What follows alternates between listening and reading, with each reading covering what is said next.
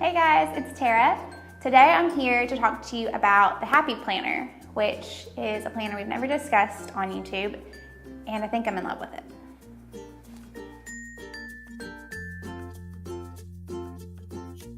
So one thing I really like about the Happy Planner, aside from the fact that it's incredibly affordable, is the number of cover options you have. It might not be as comprehensive as other companies where you get to really customize your stuff, but with the Happy Planner, they have several cover options, and each cover option has a different color scheme on the inside, which I think is really, really neat because it kind of helps create an attitude for the whole thing. And there's no getting around the fact that some of us hate pink. Another big thing to note, and I think this is really, really cool, is the fact that this is disc bound. So you can literally just pop these suckers out. Okay, theoretically you can pop these suckers out, but it's kind of cool. And they've got little hearts. So now we'll go into the inside.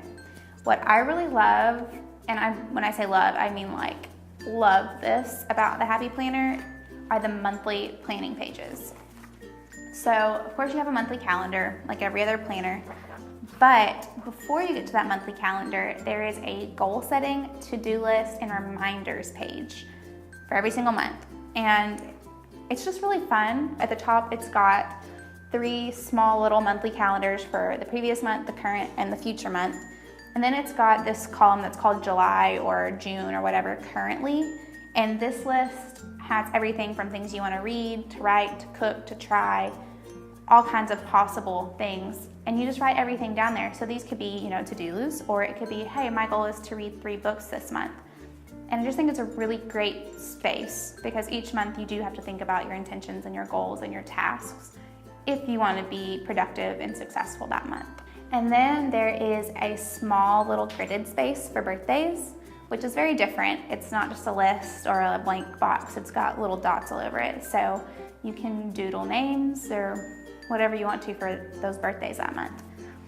And then below that, there's a line section for your goals for that month. So these are more your overarching goals, not just, hey, I have a goal of reading 3 books. It's like, this month I want to focus on my personal health, or this month I really want to cut down on my digital time and focus more on family. Those big goals are what you put here.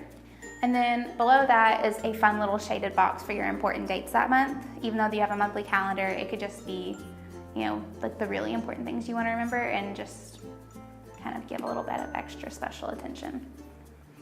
So in the month calendar, of course, you get a column for you to write down notes and other things. It's just a very useful thing. And I think that design elements they've done in their monthly calendar are really well done. They are bold, you notice them, but they're subtle enough to where it's not like they've taken over your calendar. So when you get to your weekly page, you're gonna notice that the layout is very similar to other planners. So it's a vertical weekly layout. There's a column for every single day, and each day is broken into 3 sections. So this is typically called the morning, afternoon, and evening layout. You can use it that way, or you can use it to say hey, this is my schedule, this is my to-do list, this is something else.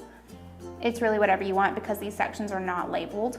And then there is a lined column on the far left side, of course, for notes. And aside from that, it's just design stuff. But like I said with the monthly calendar, it's not overwhelming, it's very subtle. Now let's take a look at the Earn, Spend, Live scorecard for this planner. And that is really all there is to the Happy Planner. It's very straightforward, it's beautiful, it's functional. If you want more information on the Happy Planner, head to Earn, Spend, Live to read our review. And as always, subscribe to our YouTube channel.